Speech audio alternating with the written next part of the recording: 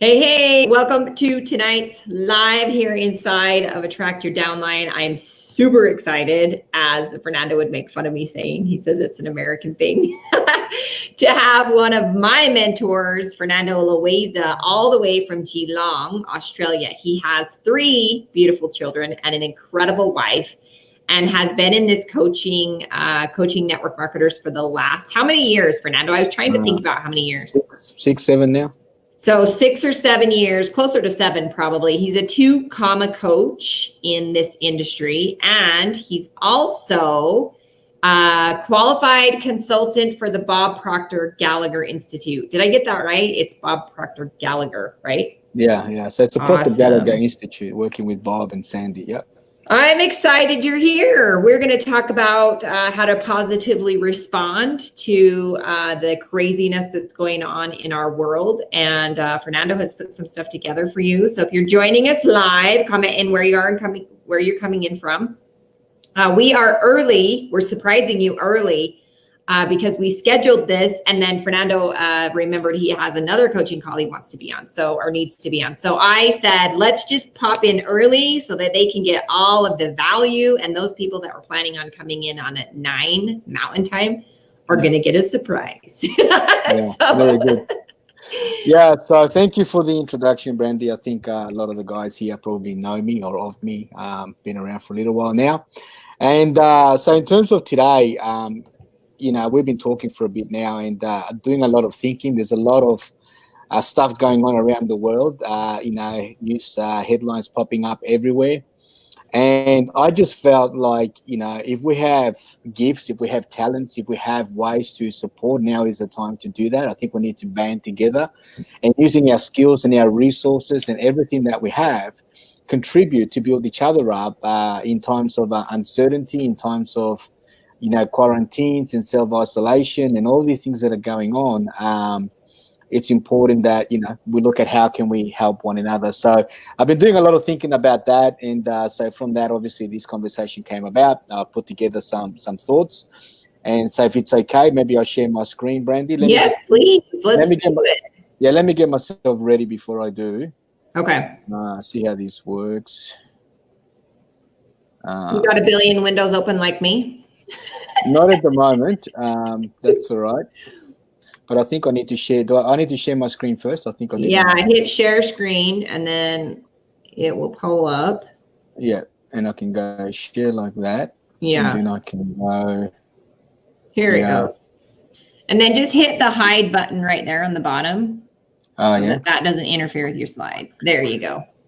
Yeah, beautiful. So you can now. I can't see anything in the group, but I think like last time you said that it's. Yeah, I'll just monitor comments for you or any.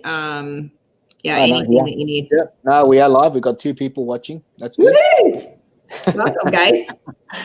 Yeah, and so I guess if you're watching live, just put a little hello, and if you're watching the replay, post the hashtag replay, and any comments, any questions that come up from this as well, feel free to share, and we'll be happy to respond to support you. But the title here, how to positively respond to coronavirus global uncertainty, and so I think we've already gave a bit of a prelude of what the conversation is about. Mm-hmm. So just in terms of what we want to talk about, we're talking about responding, and there's a big difference between responding and reacting, right? One requires thought, one requires a little bit of time.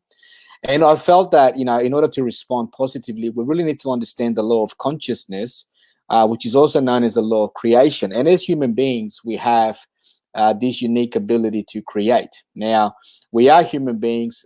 We live on 3 different planes, or we operate on 3 different planes, rather.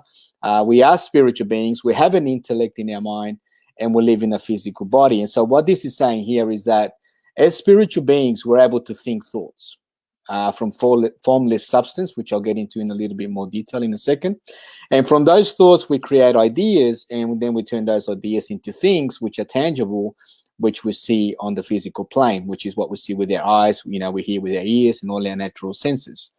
So we're operating from top down. We don't want to operate from bottom up. And I guess what a lot of people are doing, the people that are reacting to the circumstances, are really operating at the base level, which is from their senses up. And I'm going to go again into detail about that in a little bit here, but I just want to sort of position it so we start, following and just thinking from the right place. Now, there's a beautiful structure here. It's a huge building. I think that's in Dubai, from memory.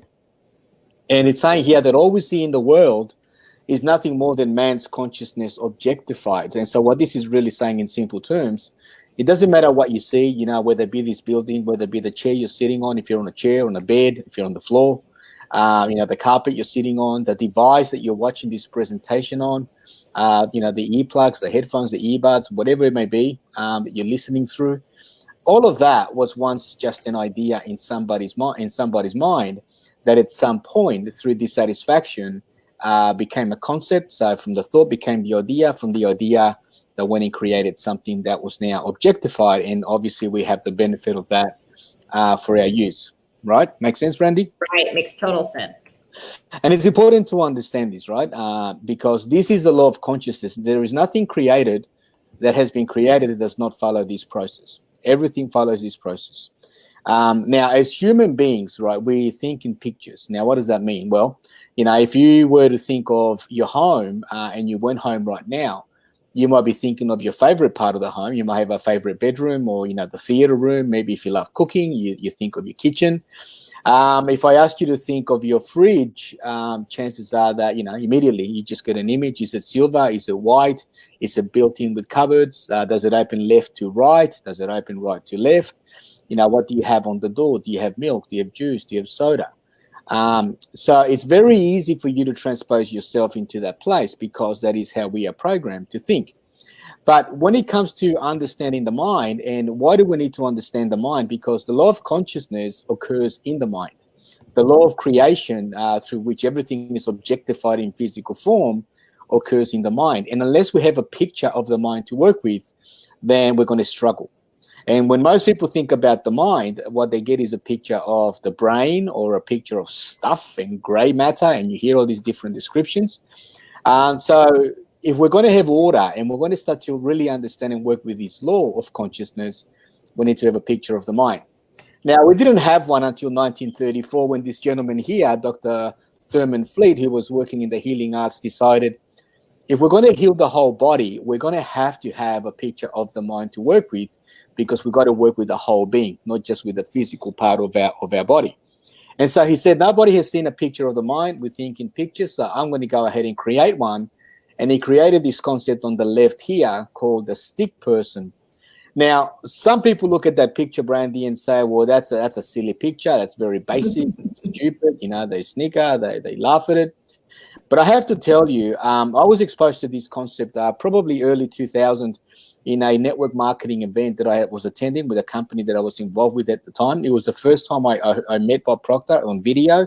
I was watching a 3-day event that was recorded called You Were Born Rich, which was one of his flagship programs that he taught for many, many years in the 70s, 80s. And that's when I was exposed to this concept, and immediately I fell in love with it because it just made so much sense to me. It was like, now I know how to use my mind. Now I have something to work with. And so what this guy said here is, let the mind be the big circle and let the body be the little circle. Now, just like an iceberg, what we see is the tip. So we operate with our senses. We see the body, our physical beings, but what we don't realize is the bigger part is obviously that unseen part, right? The spirit part. And so he created this picture. Now, Bob Proctor, again, going to the comments about this being silly, being simplistic, being infantile, whatever the word may be that people may use to refer to it. This concept has been used by Fortune 500 companies around the world, by entrepreneurs globally, individuals, moms, dads, students, people, all walks of life to transform their results.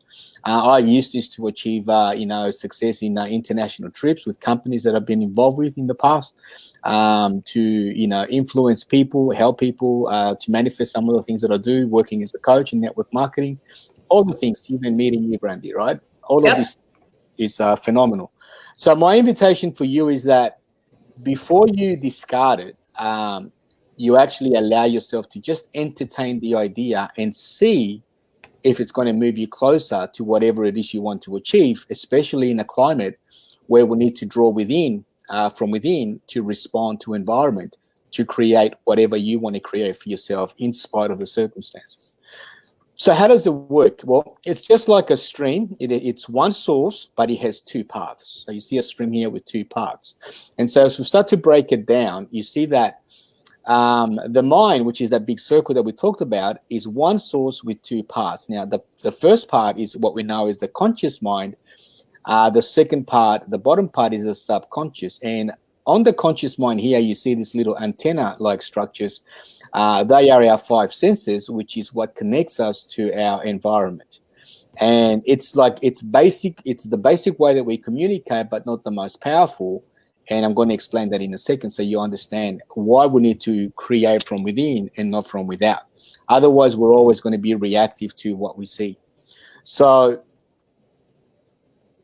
let's look at it in more detail. So the conscious mind is what we know as the educated mind. It's where all your knowledge resides from when you're a little person at, kindy and primary and high school, and then tertiary if you went to tertiary education, university, even all the courses you may have done in network marketing, attraction marketing, right? All the investments you've made in yourself to learn stuff, knowledge, all sits in the conscious mind. It is sometimes referred to as our male reasoning and thinking mind. It's what sets us apart from our fluffies at home, our little furry friends. It is selective. It generates ideas and then impresses those ideas on the subconscious mind. And like I say, it's sometimes referred to as the male mind. Now, there's a quote here from Dr. Norman Vincent Peale, who's a favorite author of mine. He wrote The Power of Positive Thinking. And he said that what the mind can conceive and believe, it can achieve. And that is so true. Think about going back to the building that we were talking about earlier. That was at one point just a conception in somebody's mind. And they believed it to be true, and therefore they achieved it and manifested it in physical form. I think it was Van Gogh that would say, first I dream my painting and then I paint my dream, right? So there was never an original that you would see from Van Gogh because they already existed in his mind, right? And so any idea that is created here and impressed upon the subconscious has an impact. So let's talk about the subconscious and how it differs from the conscious as the second part of that source. It's a bit interesting here because it doesn't originate ideas. It is impersonal.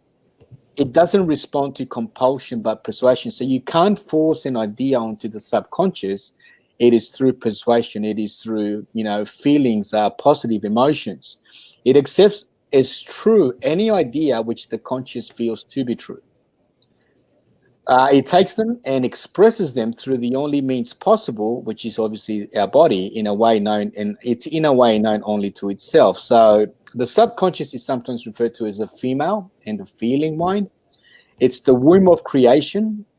All of your conditioning, all of your habits, all of your paradigms, all of your programs, the way you perceive yourself, your self-image, the image that you have of yourself, all of that resides here, and it's actually what controls the actions that you take that produce the results that you produce in your life. Now, you're going to see how this all comes together. I'm just trying to create a context for what I want to share in terms of how we're going to respond to these environmental crises that we are living. Because it is a crisis, but it's a crisis, but you don't have to fall in the trap of reacting to it, if that makes sense, Brandy. It does. Makes total sense. I think, like saying we can control what's happening with us. Yeah, absolutely right. So, and that's exactly what this is about. So I'm trying to give you an understanding of your mind, because my mind is your mind and your mind is your team's mind and your family's mind, and because we're all in a different expression of the same mind. But as you start to understand how your mind works, then you can help other people as well. And it really is about helping others with what we're trying to do. So just again, here you see that school gave us valuable knowledge. However, it never taught us how to alter our paradigms.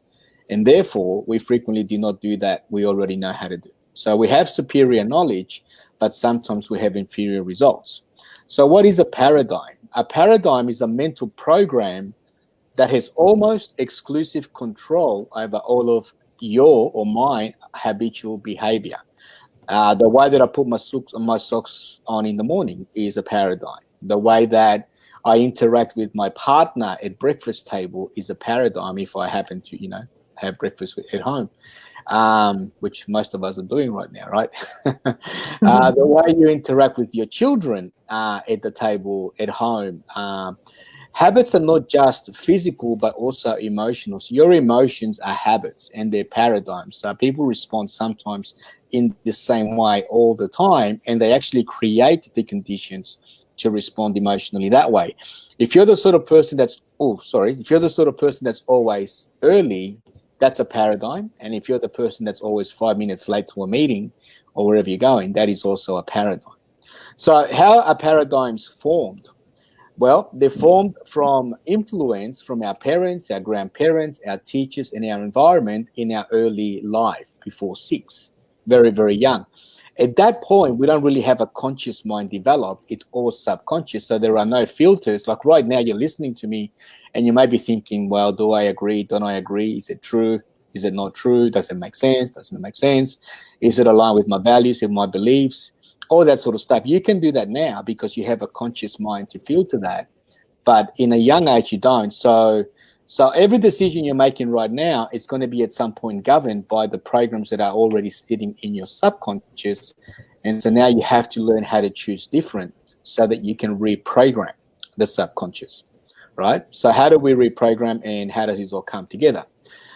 This quote here, or this statement, is from The Science of Getting Rich. Now, for those of you that don't know what The Science of Getting Rich is, or who Wallace D. Wattles is, it's the book that Rhonda Byrne used to create the movie that runaway hit The Secret. That's, I think, sold over 500 million copies around the world. And Bob Proctor actually was one of the people that was featured in The Secret, along with many other thought leaders.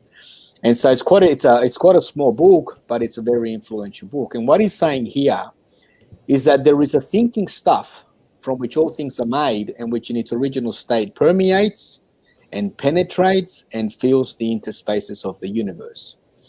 Any thought that is created in this substance produces the thing that is imaged or formed in that thought or by that thought. A person, that's you and me, can form things in our thoughts, and by impressing these thoughts upon the formless substance, we can form the thing that we think about or cause the thing that we think about to be created. Created being manifested on the physical plane or objectified, as we've been talking. In order to do so, you must pass from the competitive to the creative mind. So we see here, we talk about in network marketing, we should collaborate, we should create, we shouldn't be competing because that is just restrictive to us. We must form a clear mental picture. So you must know exactly what it is that you want. You cannot objectify something in physical form unless you know what it is that you want. That's the number one prerequisite. So you got to form the clear mental picture of the thing that you want, and you have to hold that picture in your mind with the fixed purpose to get what you want and the unwavering faith that you are going to get what you want, closing your mind to all that may tend to shake your purpose, dim your vision, or quench their faith. And this is where Bob Proctor would say, if you don't want fleas, don't sleep with a dog.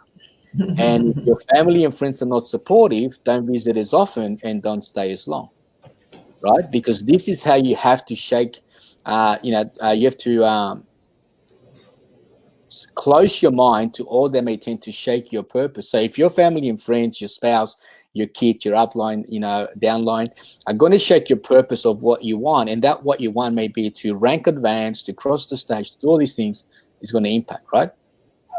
That they may get what they want when it comes, a person must act now upon the people and things in their present environment.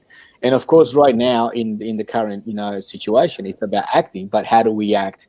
And so when you read this, it can seem a little bit complex because of the language. So I'm going to break it down using, now that we have the stick person, and this is the beauty of this image.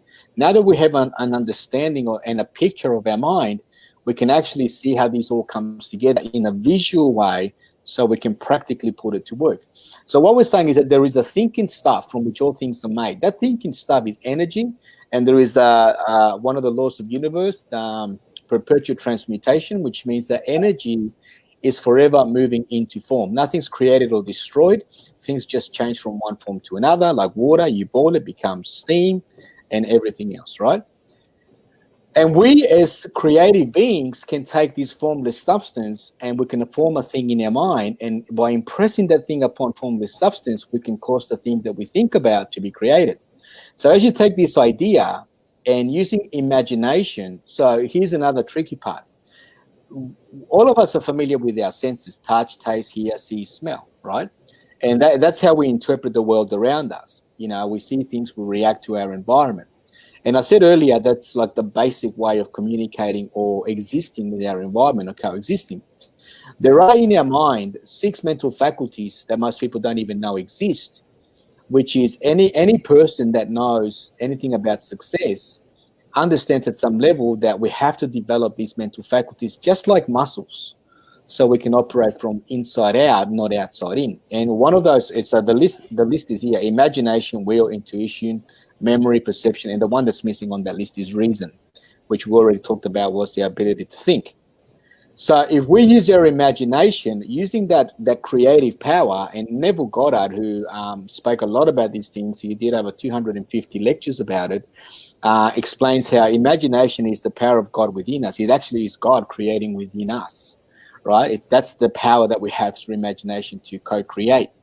And the will is not willpower, but it's our ability to concentrate and hold that idea, because we need to hold the idea in our mind to allow ourselves to get emotionally connected with it at the feeling, so that it is impressed. You see the arrows that are pushing down here, impressed on the subconscious mind, the womb of creation, which in a way known only to itself is going to attract the resources, the people, the ideas, the circumstances, and everything that you need for manifesting that goal. Now, you might be thinking, all right, this sounds good, it makes sense, but what does it have to do with responding to the coronavirus and what we're talking about? So this is now we live in the world. We are currently in a climate where there's news headlines all over the place. Like, I follow Donald Trump, so I see he comes on just about every day, and he's sharing the updates and everything that's going on. Some of it's good, some of it maybe not so good. But what people will do, the people that don't have this awareness that you are now acquiring, if you haven't seen this before, is using their sight and their hearing. They look at the news headlines, they look at TV, they read social media, and from that, they create an image in their mind, not from the formless substance, but just from what they're seeing. And that image creates worry and doubt and fear. And, if you're in the hotel business, you can't have patrons and you've got to restrict numbers.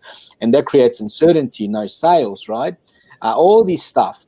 So worry and doubt are very strong emotions, a very strong feeling. And feeling is nothing more than conscious awareness of vibration. And everything vibrates, from the electron to, everything in the cosmos. So if everything's vibrating, and these are very strong emotions, we're going to impress them across into our subconscious, which will manifest as fear, which will result in anxiety in our body. And once we have this anxiety in our body, we can only ever attract, like attracts like. So you can only ever attract something that's vibrating at the same frequency that it's at. And so you're going to manifest results that are consistent with what you're actually falling in love with, consciously or unconsciously, as a reaction, not a response, but a reaction to the headlines. Now, Brandy, tell me what you understand from that, because sometimes I get a little bit crazy with this stuff. If you say it back to me, then for the people that are watching this and listening, then they're going to hear it a different way. So basically what I take from that is that whatever you are vibrating on, like whatever frequency you are vibrating on, like if you are upset about the news and upset about the crazy and whatever, right, then you're going to attract that same thing to you. Yeah. So thinking in reverse means we're starting with the headlines and we're reacting to the headlines, and that's what our source. That is the source that we're using to create the image in our mind, right? Which is not a positive image, because we're reacting. If we are just operating from that level, so it's what we call thinking in reverse. So the aware person, the person that doesn't react, but the person that responds. And so before we do that, though, important thing to understand here is that, you tell me, Brandy, are we doing this mainly operating from our senses or our mental faculties? Are we doing it from our senses or our mental faculties? We're doing it from our senses. Absolutely, right? From our senses. So we're not really working upside down. We're working bottom up, which is from the outside in, not from the inside out. So there's no real power in that. So how do winners think? How are you going to win in this current climate using these mental faculties? Now, of course, we don't have time to go into each one of them and how to develop them and explain them all in great detail. But I think, in the conversation that we're having, there's enough understanding of what they are and how we can start to use them. But the aware person and this is really important that, to say this, we're not talking about you and I here to disregard the headlines, to put our head in the sand, so to speak, and like nothing's going on. Like, that's irresponsible, right? We're not saying that at all. But what I'm saying is that you read the headlines, so you have the awareness of the headlines, and you're diligent, and you respond according, but you don't react, right? So when you go to the shopping center, right, you don't start fighting with the next person for a roll of toilet paper, right? like we see happening, right? Or, taking the last piece, the last, packet of pasta or whatever. And I think if you look around you, what's happening in the shopping centers, it's definitely a matter of reacting more so than responding, because nobody said there's going to be a shortage of toilet paper. Nobody has said there's going to be a shortage of food, and people are just reacting. And some might say, oh, no, we're just being careful. That's okay. But when you understand that you're a creator, and, if you understand that we live in a universe that there will always be enough and plenty, like there's always been, and, we've had depressions and we've had recessions in the past. Well, I think we've even had pandemics in the early 1900s, and that too, pass, and these too shall pass. But just seeing what's happening around us, in a sense, you see people are operating from the base level because they don't have the awareness of the mental faculties to create what they want. And I think I've told you this story. I went shopping the other day, and I was walking up and down the aisles, and I was looking for pasta. And lo and behold, as I went to the pasta aisle, there was just one packet of pasta left. I was casually just walking up. I grabbed it, put it in my trolley, and I kept on going. It was there for me waiting, right? I wasn't desperate looking, oh my gosh, am I going to get the last, packet of pasta? And so it's because I understand these things, I don't react, and I'm at peace. And that's what makes the difference. So we need to understand these mental faculties. And probably the three most important ones here are imagination, which is your ability to start with what you want. What do you want to create? So you're aware of the headlines, but what is the outcome that you want? Now, if you're listening to this, you're a home, business entrepreneur. Most likely you have some sort of digital business or a business that you work from home. You have the ability to create whatever you want right now in your mind's eye and allow yourself to get emotionally connected. And the will is that ability to concentrate on that idea and hold it and add feeling to it and visualize yourself manifesting that, objectifying it in physical form. And perception comes into play. So perception is our point of view. Now, one of the things that's really powerful to understand here is that we understand our five senses, Brandy, right? Touch, hear, see, taste, and smell. But now that we understand, we have imagination, and we have the ability to create. So you can now create in your mind's eye an image of the outcome that you want for yourself, for your family, for your business, in spite of the current environment.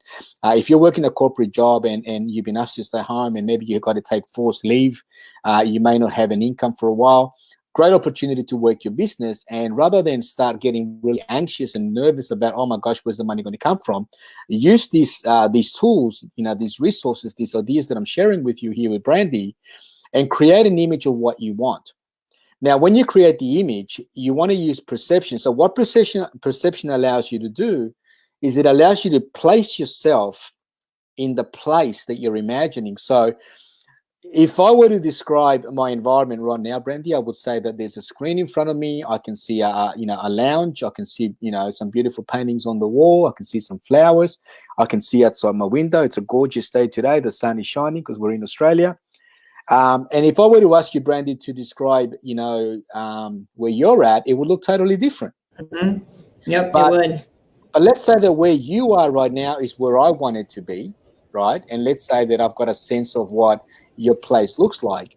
If I close my eyes, using my senses that I have awareness of and my perception, I could actually place myself in my mind's eye physically where you're at, and you might be sitting on a chair in your lounge, and I will start to describe where you're at as you're seeing it from my point of view, right? And Neville Goddard calls this living from the end, right? Which means you have to, as you set goals for yourself here in this current environment where you're trying to create stuff from home, you want to start thinking not of your goal, but thinking from your goal. And to think from your goal, the only way you can be there is through describing the environment as if you were already there. So perceptionally, it looks different to where you're currently sitting physically.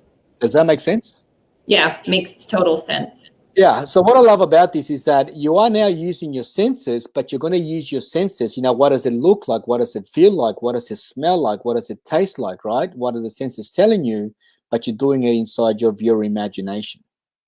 Right? That's the real power. So, and if we start to do that, now we are working with this formless substance to form whatever image, because you can create whatever image you want. I mean, remember, everything that exists around you right now was just an idea in somebody's mind at some point. Everything evolves out of consciousness. Without this sequence, there is nothing made that is made. Right? And that's from Feeling is the Secret by Neville Goddard. So everything around you follows this process of consciousness, this process of creation, where we take this energy, we form a picture, we hold it, we give it emotion, we become connected with it, and then our subconscious, in a way known only to itself, right, manifests. I'll give you another example. Yesterday, my kids wanted pizza, right? And so, I made something for Sandra and myself to eat. I made like a potato frittata, and we ordered a king-size pizza, which I went to get. Mm-hmm. And I ordered on the phone. They know who we are. We ordered, and I was waiting. There was other people there. And the guy takes one big box of pizza and puts another one on top of it. And he says, look, I used the clean cutters because our kids have allergies, so he had washed them, which we asked them to. He goes, but I didn't cut them in diamonds, which you asked me to do, because we make them cut them in little squares. That way the kids don't know how many pieces they're having, right? Instead of cutting them into normal, pizza slices. So he said to me, look, the first one, I did everything exactly as you wanted, but I forgot to cut them in diamonds. I cut them in the actual pizza slices. So I just made you another one. So I came home with 2 pizzas. Oh, wow. Which was great for the price of one. Now, you might be thinking, well, do you need to eat that much pizza? Well, not really. We had some left over, obviously, for today. But what was funny is that everybody, as we sat at the table, I said, hey, we manifested 2 pizzas. How good is that, right, for the price of one? That's pretty good. Yeah. And so, but here's the interesting thing. Everybody started to rationalize why that happened. Mm-hmm. It was like, oh, well, maybe they're not getting as many customers. So, they probably felt that because you're an existing customer, they should look after you now. And it doesn't matter what they said. Every statement from everybody in the house was a rationalization of the manifestation. You with me? Yep. And so you might be wanting to manifest more clients in this climate, more presentations, more customers. And when you're doing this whole process of consciousness to create that, but the danger is that the moment it's manifested, we start to rationalize how that was going to happen anyway. So we have to understand that it doesn't really matter. Remember, the process is a way known only to the subconscious. It's not for us to understand how it comes about. We only have one requirement, and the requirement that you need is only one thing. What's that, Brandy?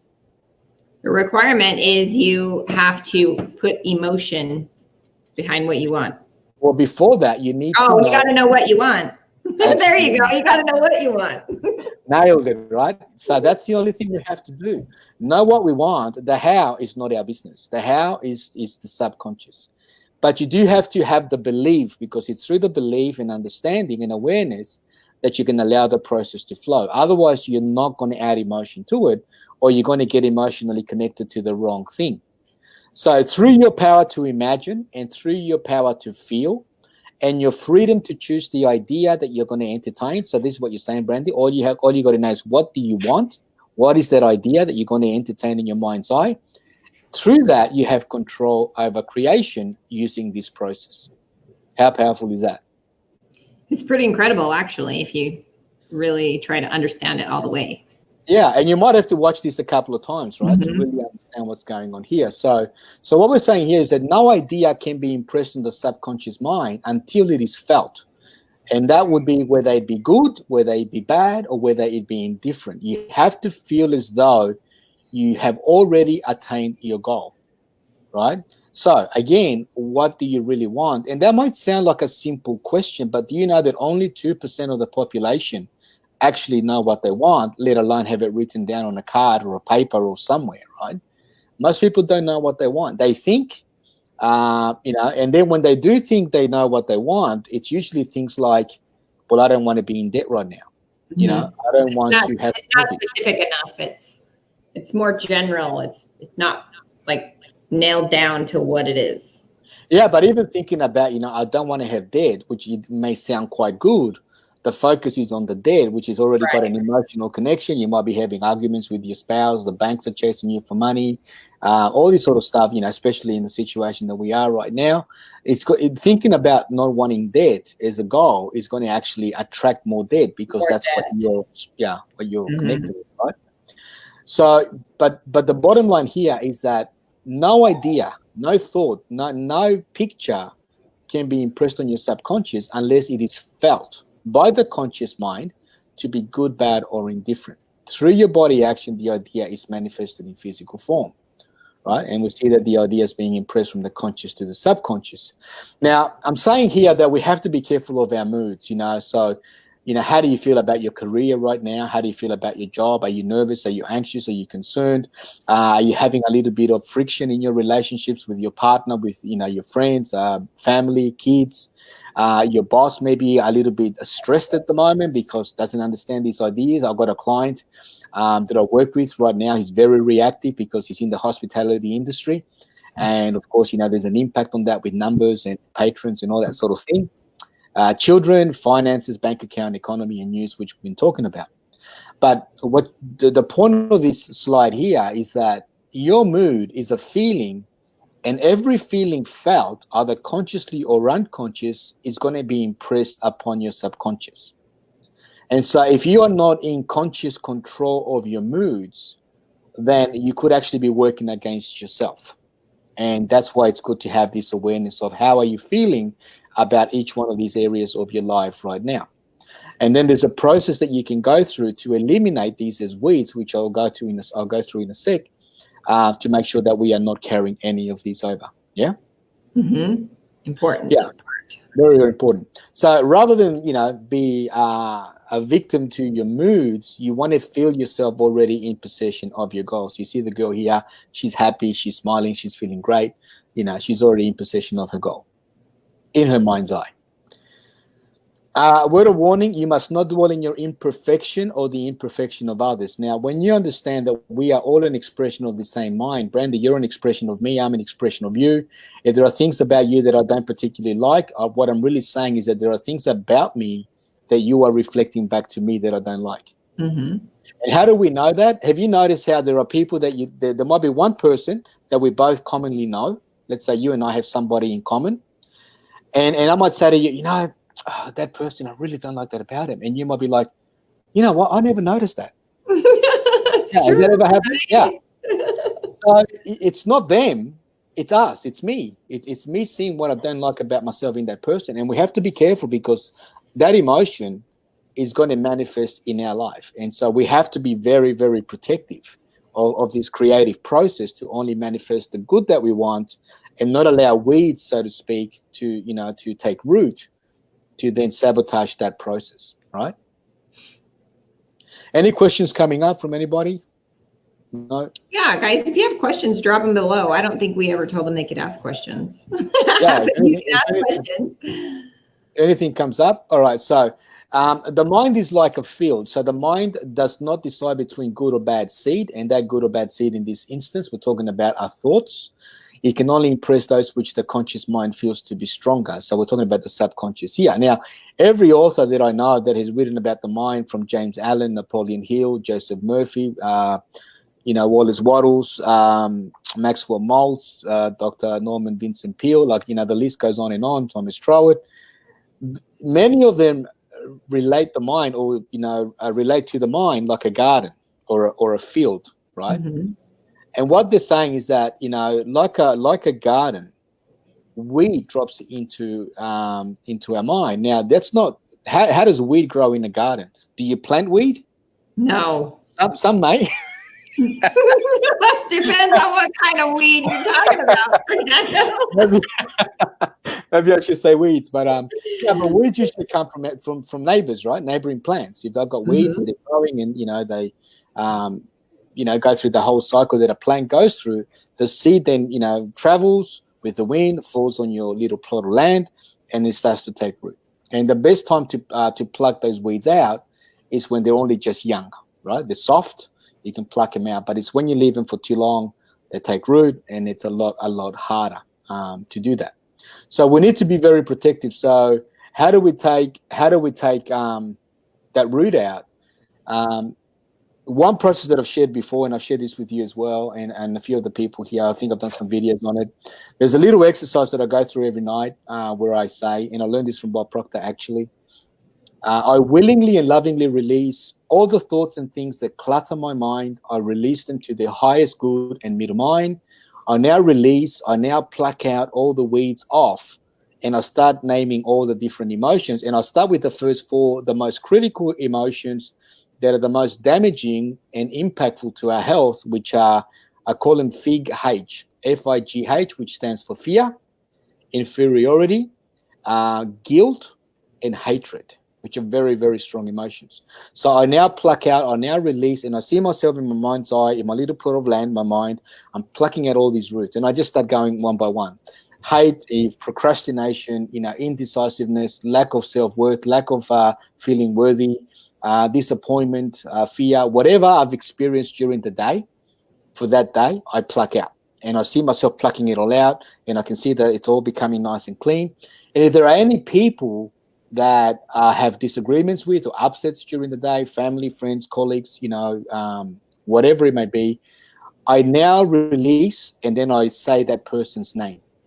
And I might have to do this a couple of times until I can do the little test. I think it was Joseph Murphy called it the gold test, where you say the name and see, is there any vibration against that name? Am I feeling a feeling about that name? And when you say it and there's no feeling, then you know that you've actually processed it, and then your garden is ready to go. Your field is now empty. And once your field is empty, then you can go and nurture if you've already planted, wholeness, perfect, abundant health and love and, fitness and harmony and fulfillment and abundant happiness and abundant wealth, prosperity, opulence. Like the list goes on. You make your own list, right? But you're planting these new seeds and you're really nurturing them, allowing them to take root. And the more space they use, the less space for weeds, right? But understanding that the soil does not discriminate on the seed, here's a question that I want you to consider. Do you hate poverty? And now you could change this to whatever you want, but let's use this example. Do you hate poverty more than you love abundance and prosperity? Right? Now, some people might look at that and say, I absolutely hate poverty, or I hate, being bankrupt, or I hate not having any money. You may not be poor, but you may not have enough money in the bank, living paycheck.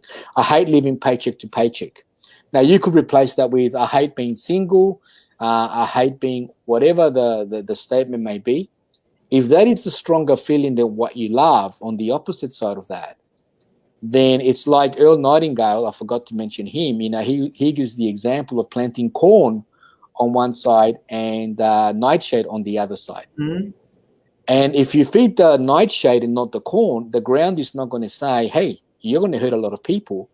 I'm not going to grow that nightshade. I'm going to grow the corn. It doesn't work that way. Whatever you nurture, whatever you water, whatever you, fertilize, that's what's going to grow. And it's exactly the same thing in the garden of your mind. So do you hate this coronavirus more than you love the idea of just going back to normality? Right?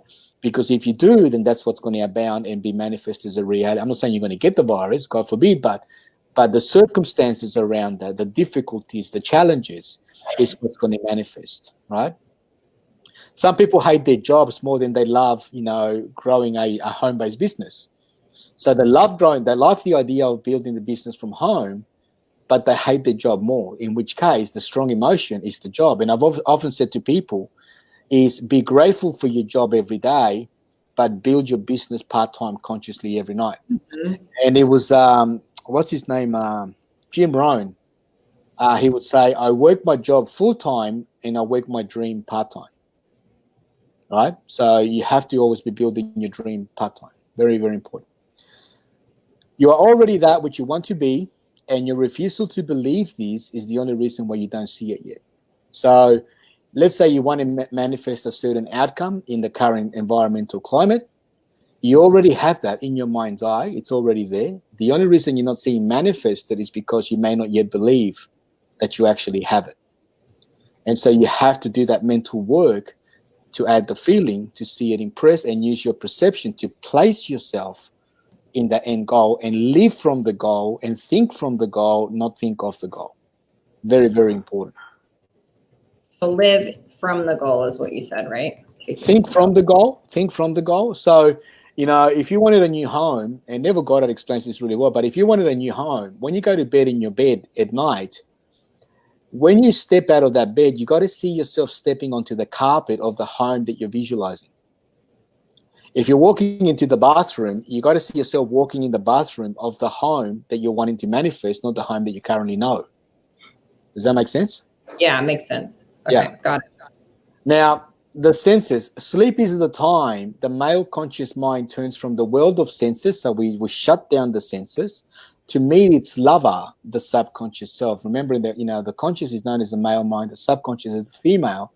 And sleep is the door behind which they come together where the conscious impresses the subconscious with the idea that it feels. And it's saying here the subconscious, without any desire to change the male conscious mind, loves it as it is and faithfully reproduces its likeness on the physical plane. So like we were saying earlier, the subconscious is that womb of creation, which in a way known only to itself is going to reproduce whatever is impressed upon it from the conscious mind lovingly, without judging it, without trying to change the image, without trying to change the idea, to create the children, if you like, the fruit, which is manifested on the physical plane. It's almost like a love romantic story, isn't it?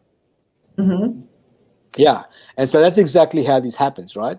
And again, I'm just highlighting here the fact that when we go to sleep, we heighten our mental faculties and we lessen these 5 senses, right? The other way to do that, other than sleep, is through prayer. So prayer is where you sort of come quiet, and it's like a mini version of sleep for a shorter period of time. It's not about praying out loud, and it's not about praying to a God outside of you. It's about going inward and seeing exactly this process take place. There's your goal from the formless substance.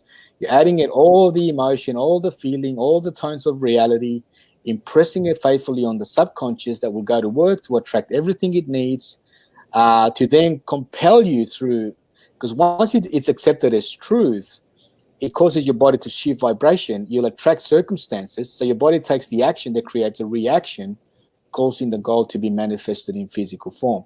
And so going back to the how the winners think, this is exactly following the process of creation in consciousness, thinking like a winner, where you're starting from number 1, not from out here, but from in here, to then manifest what you want.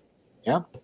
But what we're trying to highlight here is that it's in sleep. And so, I've got, like I've said this before, sleep is sometimes overrated. People say, I don't really need a lot of sleep.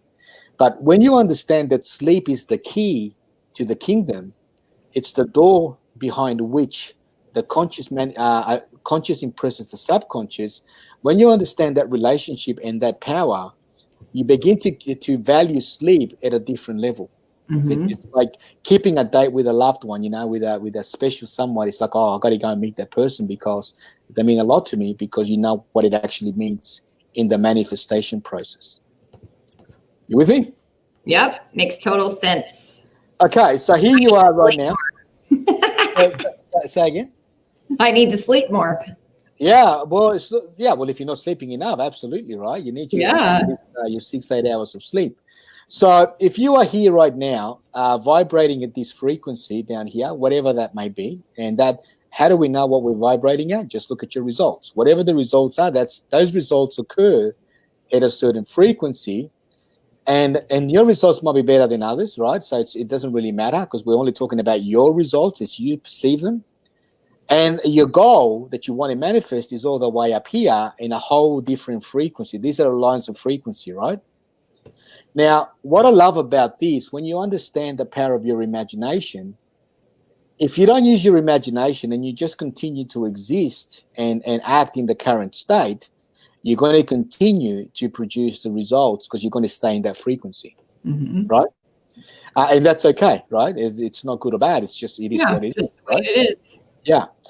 But if the way that it is right now is not the way that you want it to be, and the way that you want it to be is up here, is the goal, the star that you're shooting for, then your imagination becomes the bridge that allows you to, bridge that gap. because by your imagination, it transcends the frequencies and it puts you at the same frequency as your goal in your mind's eye. And if you can start to operate through your perception, like we've been describing from here, feeling as if, acting as if, seeing as if, smelling as if, then you're going to basically be operating at a higher frequency, which you then start to attract. Excuse me. Hang on. I'm going to have to cough.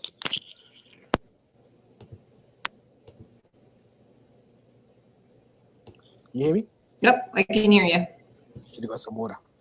All right, so there we are. So nothing stops you from realizing your goal except your failure to feel that you're already in possession of the thing that you desire. Your failure to feel. So what are we getting an understanding of here? That it is all about the feeling, right? Right. Gotta have the intention behind it.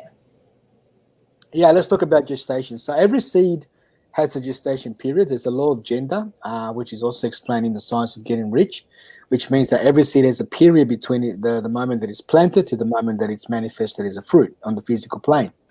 So the time it takes your assumption, which is that goal that you created, that idea, to become a fact, or that idea objectified in physical form, for your desire to be fulfilled, is directly proportionate to the naturalness of your feeling of already being what you want. So what this is saying is that when a baby is conceived, it takes 9 months.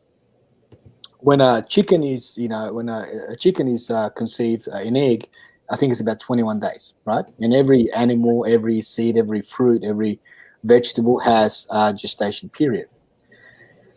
The best way to explain this that I feel is like, if you wanted a new car, let's say, to manifest in your life because you want a new car, let's say that's your goal, just to keep it simple. You might be thinking, oh my gosh, if I had that car, I would feel so amazing. It would be the best thing, right? And you might think that's okay. That's not what this is saying, because that's not a feeling of naturalness. If you think about the car you got in your garage right now, do you give it any thought? No, not really. That's your car. It's in the garage. It's a natural feeling. I've got my car. It's parked in the garage. So the time that it takes for your goal to manifest on the physical plane is in direct proportion to how natural it feels for you to actually be in possession of that goal. With me? Yep. So the car in the garage might as well just be the one that you want and just feel the same way. If you manifest something that you really want, like when I got the pizza, my kids asked me, so how did you react? It's like, oh, wow, really? That's amazing. Really? Oh, man, I wasn't... Like, you can react like that, or you can say, you know what, I just accept that it's truth because I operate on this level. So for me, it's like I always expect things would happen for me. Like the pasta on the shelf. Some people will come home and be all excited, say, I can't believe it, I got the last pasta on the shelf. Yeah, it's just like, there's my pasta. Kids have eaten it and it's gone. I knew it would be there, right? Yep. I just don't, worry. So this is the key. So if you want to know how long it takes for your mental seed to manifest, whatever that seed may look like, then understand this, what I'm saying here, because this comes from obviously Neville Goddard is teaching this, is saying allow yourself to feel the naturalness. Now, there's a gentleman, Thomas Troward, who Bob Proctor also has followed. He was around the 1800s. He was involved in mental science, so he understood a lot of these principles at a deep, deep level. He only ever took one student, which was Genevieve Behrend, who wrote, what's the book that she wrote, which I've got? It's a book on visioneering, which is, about manifesting as well. She was the only student that he ever took. And he taught her that, well, she needed $20,000 to go from America to England, where he was, to see if he would even take her on as a student. The book that she wrote is called Your Invisible Power. It just came to me, Your Invisible Power. And she needed $20,000, and she began, because she started to study his material, to every night count $20,000 in her bed, right? Count. Mm-hmm. And guess what happened? Lo and behold, the money manifested in a way that totally surprised her. But the biggest challenge she had was not overreacting, overexcited, because she had remembered what Thomas Troward had taught her, which is you have to accept it as natural part of what happens. So this is a really big lesson for all of us, that we're, if we're trying to manifest different things in our business, in our lives, to, as much as possible, accept the manifestation as a natural thing. The more we do that, the more often, the more natural it feels, then the shorter potentially the gestation period. But the one thing that we know is that every seed follows the process, and every seed brings forth fruit after its kind. And so therefore, even though it may take longer than you think, but not as long as you expect, the one thing it's certain is that it will come to pass if you hold on to the idea with feeling. The problem with some people is that they plant a carrot today and then they root it up, and then they plant a tomato tomorrow and then an apple the next day. So they're not even given time for that, seed to take root, right? They keep on plucking out, I want a car, I want a house, I want something else. Like, know what you want. That's the key. And then you have to nurture that with feeling. And we spent a bit of time on here, but I think this is a really important lesson in that one there. And suspending this belief, it's really about, on the mental plane, when you go to sleep, you're living from your perception the way you want things to be. But obviously, as you wake up in the morning, you're still living in a natural state, and your environment may not confirm everything that you are seeing. This is where we have to disregard the appearance, deny the senses, suspend judgment, and just continue as much as possible to feel as though you are already where you want to be, right? Knowing that nothing is impossible to consciousness, begin to imagine the states beyond any experiences of the past. Not doing so, if you're not careful, not doing so means that you reinfect your future with the same formula from the past, which means you're going to continue to get the same results. Yeah? That's important to remember. Yeah, absolutely, right? Very important. And so finally here, all that you behold, though it appears without, it is within in your own human imagination, of which this world of mortality is but a shadow. So that was written by William Blake. This is somebody that Neville Goddard studied from. He was a poet and he was an artist. Now, what this statement is really saying in simple terms is that everything that we see with the natural eyes around us, everything that we behold, even though it appears to be outside of us, it's really inside of us. It's our imagination pushed out. And whatever we're holding in our mind as an object, as our light, your light shines upon it. Like when you shine a light upon an object, it creates a shadow. The shadow that this is talking about is the results that you're producing. So if you don't like the results that you're producing, if you don't like a shadow of something, Brandy, what do you change? You change the main object, because that's how you change the shadow. Perfect, right? You change the object. So you fall in love with a different idea. And you let your line shine upon that new idea, the more empowering idea, the idea of success, of health, vitality, success, fulfillment is very important, right? Not just success, but fulfillment. And that would cast a new shadow on this world of mortality, which appears without us, around us that we exist in. So with that, Brandy, that concludes what I wanted to share. So I think in summary, understanding the law of consciousness as you now would understand it, and the law of creation, in spite of everything that we see, we're aware, we're diligent, we're wise, but you hold in your hand the power to create whatever you want in spite of what may appear to be circumstances around you. And that is how you control your outcomes. I love that, because that's super important to remember in this, in this crazy time, right? Like when we think about there's people that say, oh, well, nobody's going to join my team or be in my, want to be in a business because it's this crazy time. Well, you're going to find that because that's what you're attracting. But if you're if you have an opportunity, that it's a great opportunity, that you can serve other people, and that people need it, and that you're coming from a place, where that you can lead people, then you'll find those people, those same people, right? Like, it's crazy how it works. Like, I used to think it was a bunch of woo-woo, but it's so evident to me that this is the basis of creation. Yeah, look, especially today, where there's this focus on working from home. Mm-hmm. Like, you're already in that space. If you already have a home business, and if you don't, then and you want to look for one, then reach out, let people know. But if you're already in that place and you're just trying to improve that situation, and you got a bit of time at home now, there's a responsibility that lies with you. Are you going to be the person that's going to buy into all the, look, I don't have money because things are uncertain in the environment? Mm-hmm. Or are you going to come from a firm belief that what you have is actually the answer to so many people, because they're desperately looking for a way to exist. And I think that this whole thing that's happening with coronavirus is going to change the way that people operate in the future. Moving forward, there'll be a lot more focus on on home, home work, people working from home, because it just makes sense, right? Mm-hmm. But you have that now. I guess what's important is that you actually believe and you know what you want, and you go out and serve the way that we're hopefully, trying to serve you today by sharing this information with you as you're watching this. Yeah, that's awesome. I appreciate you sharing with everyone, because it's super important. We can all feed into that drama and that negativity, or we can stand up and be the leader and lead other people. That's really the two options we got going on. And you know what? People are looking for leaders at this time. And so you can be that for yourself. You can't lead others until you lead yourself, your family, and of course your downline, if you already have a downline.